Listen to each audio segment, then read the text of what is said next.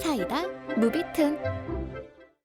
결혼하고 얼마 되지 않았을 무렵 아직 직장 생활을 하고 있을 때의 일인데, 회사 선배였던 A가 어느 날 베이비시터 해볼 생각 없냐고 물어보더라. 듣자 하니 첫째 딸의 진로 상담 때문에 학교에 좀 가볼 일이 생겼는데 그동안에 둘째를 봐줄 사람이 없냐는 이야기였다. 길어야 2시간 정도면 충분하다길래 한번 해보기로 했다. 예전에 우리 집 막내도 내가 자주 돌보기도 했었고 뭐 어떻게든 되겠지 싶은 마음에 간단한 주의사항 정도만 듣고 돌보기로 했다. 오후 3시 지나서 A가 학교 간 뒤에 둘째에게 간식거리 좀 만들어주고 쉬고 있으려니 누군가가 초인종을 누르길래 누구세요? 하고 물었더니 안녕하세요. 새로 이사 온 사람인데요. 라고 하더라. 모니터를 보니 A와 비슷한 나이대의 여자가 서 있길래 새로 이사 온 사람이면 뭐 떡이라도 돌리러 온 건가 싶었다. 현관에 잠금장치를 풀자마자 그 여자가 갑자기 문을 벌컥 열어 젖히길래 깜짝 놀랐다.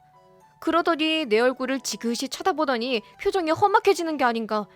이게 무슨 일인가 싶어서 눈을 동그랗게 뜨고 있는데 갑자기 내 머리카락을 움켜쥐더니 확 잡아당기는 바람에 나는 그대로 자리에 쓰러지고 말았다.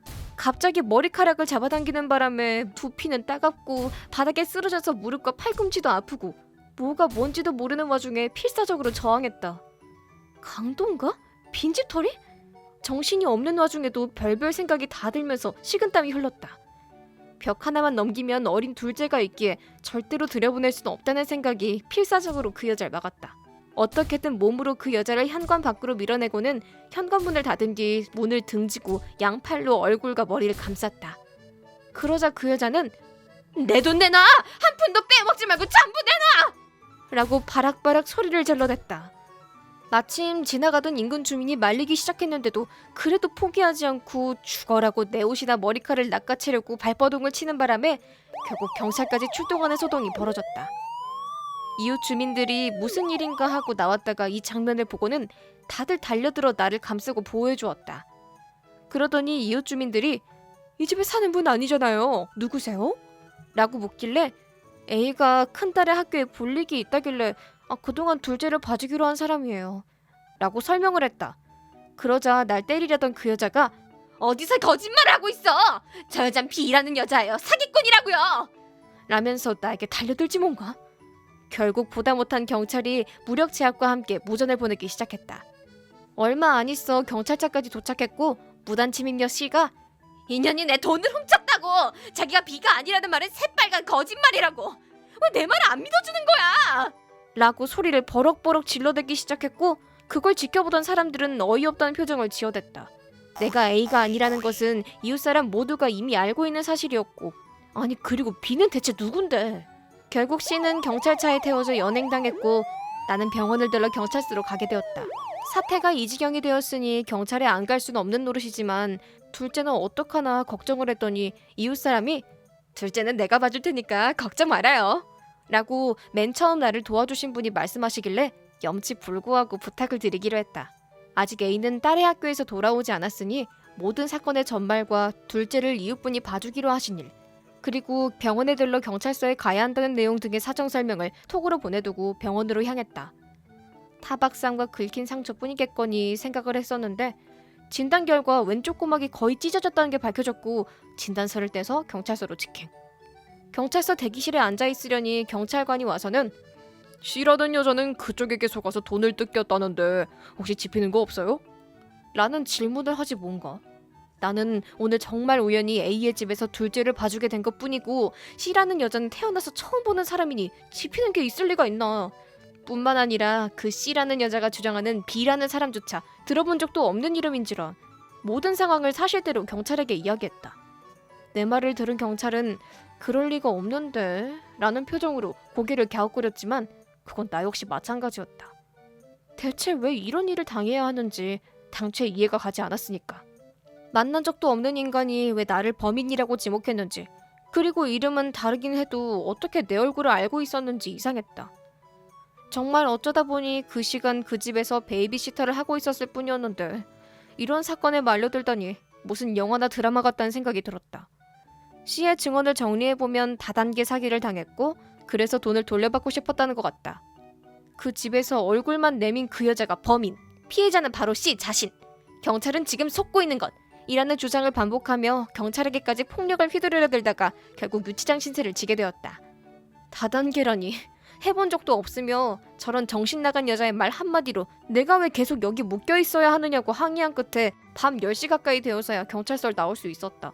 경찰서를 나와서 A의 집에 가봤더니 A는 불같이 화를 냈다. 아니 뭐 세상에 그런 여자가 다 있어? 그런 인간들은 콩밥을 먹어야 돼! 라며 피해자인 나를 위로해 주었다.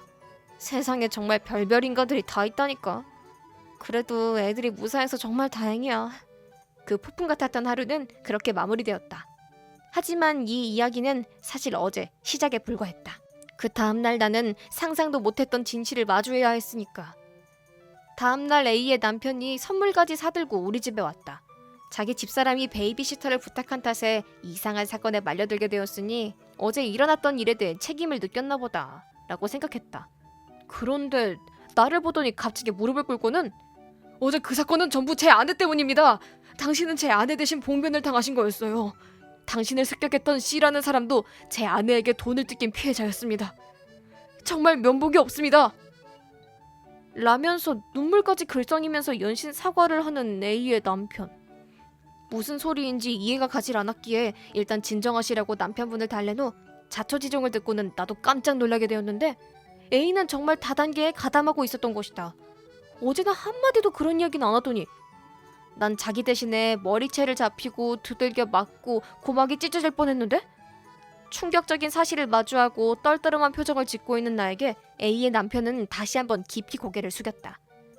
왜 지금 와서야 남편이 이렇게 우리 집까지 찾아와서 고개를 숙이는가 했더니 남편은 이제까지 아무것도 몰랐다는 게 아닌가. C는 회원제로 운영되는 다단계 사이트에서 쉽게 돈을 벌 수 있다는 말에 혹해서 큰 돈을 입금했다고 한다. 그 사이트에서 A는 B라는 이름으로 활동하고 있었고 놀랍게도 A가 자기 프로필 사진으로 쓰고 있었던 것은 내 사진이었다는 것이다. 물론 그 사진이 자기 사진이라고 주장한 것은 아니지만 그 상황이라면 누구나 이 사람이 B라는 사람이구나 라고 착각할 상황이었다. 이 여자가 B야! 틀림없어! C가 그렇게 믿어 의심치 않았던 것도 이해가 가기 시작했다. 듣자 하니 돈을 투자하고 3개월간은 만족스러울 만큼의 배당금을 받을 수 있었는데 4개월째부터 땡전 한 푼 입금되지 않았다고 한다. 배당금은 어찌 된 거냐고 항의하자 이런저런 이유를 대며 추가 입금을 요구당했고 정신을 차리고 보니 피해 금액이 장난이 아니었다고 한다. 정신을 차리고 돈을 돌려달라고 A에게 메일도 보내보고 전화도 걸어봤지만 이 핑계 저 핑계를 대며 1년 가까이 질질 끄는 통에 결국 인내심의 한계가 오고 말았다고 한다. 그리고 운 나쁘게 C가 각오를 다지고 쳐들어온 바로 그날 내가 그 집에서 애를 봐주고 있었고 내 얼굴을 본 C는 확신을 하게 되었다니 난 대체 얼마나 재수가 없는 걸까.